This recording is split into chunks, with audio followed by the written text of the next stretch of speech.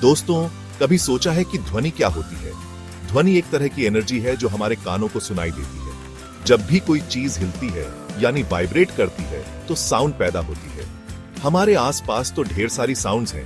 पंछियों का चहचहाना, गाड़ियों का हॉर्न, म्यूजिक, ये सब साउंड के एग्जाम्पल्स हैं। साउंड वेव्स की तरह ट्रैवल करती है।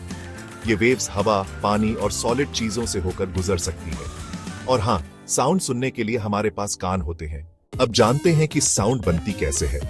जब कोई चीज वाइब्रेट करती है तो वो अपने आसपास की चीजों में भी कंपन पैदा करती है।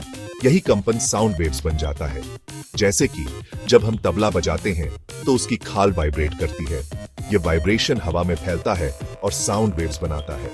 जब ये वेव्स हमारे कानों तक पहुंचती है तो वो हमारे कान के पर्दे को भी वाइब्रेट करती है और फिर ये वाइब्रेशन हमारे दिमाग तक पहुंचता है और हमें साउंड सुनाई देती है।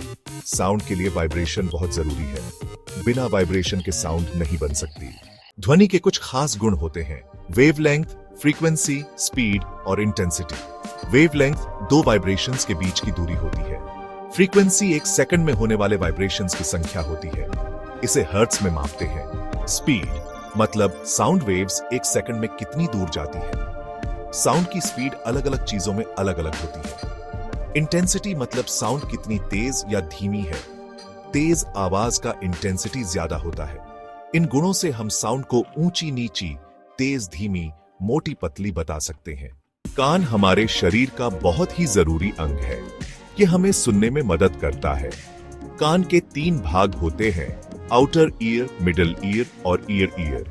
आउटर ईयर साउंड वेव्स को कलेक्ट करता है और ईयर ड्रम तक पहुंचाता है। मिडल ईयर में 3 छोटी हड्डियां होती हैं। ये हड्डियां ईयर ड्रम के वाइब्रेशन को ईयर तक पहुंचाती हैं। ईयर में ये वाइब्रेशन इलेक्ट्रिकल सिग्नल्स में बदल जाते हैं और सुनने वाली नर्व से होते हुए दिमाग तक पहुंच जाते हैं। इस तरह कान साउंड वेव्स को पकड़कर दिमाग तक पहुंचाता है और हम सुन पाते हैं।